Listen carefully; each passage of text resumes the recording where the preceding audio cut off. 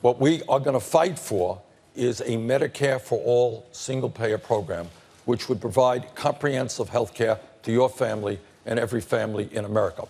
So let me tell you what we do. We raise your taxes if you're somewhere in the middle of the economy, about $500. But you know what we're going to do for health care? We're going to reduce your health care cost by $5,000. So we have to destroy ISIS, but we have to be not just tough, we have to be smart. And that means we work with a large coalition led by on-the-ground Muslim troops. King Abdullah of Jordan made the point. It will be Muslim troops who destroy ISIS because ISIS has hijacked their religion. And I speak as a former mayor. I was mayor of Burlington, Vermont, as many know, who worked very closely with our police department and believe that the vast majority of police officers in this country are hardworking, honest, and are trying to do their best, doing very, very difficult work.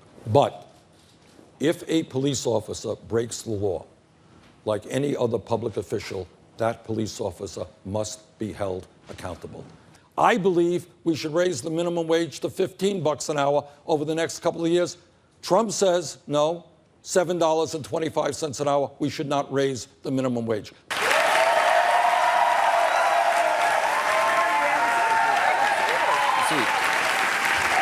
Military force must always be a last resort, not a first choice. That is one of the biggest differences between me and the Republicans. I worked very hard as Secretary of State to do what I could diplomatically to avoid conflict. That's why I worked to get the coalition together to impose sanctions on Iran so that we could get them to the negotiating table in order to test whether we could get an agreement to put a nuclear weapons agreement in place. So I want to be honest with you.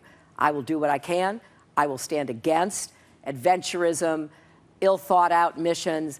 I will not send American combat troops to Iraq or Syria. That is off the table. That would be a terrible mistake. We will continue to use special forces, and we have to because of the kinds of threats we face.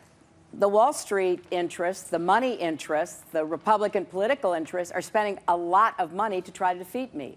So I just find it kind of a strange argument. I happen to agree with Senator Sanders. I'm not just going after Wall Street, though. I think that's too narrow a target. I think we need to go after a company like Johnson Controls that is trying to avoid paying taxes after all of us bailed it out by pretending to sell itself in a so-called inversion in Europe. It's a perversion. It should be stopped.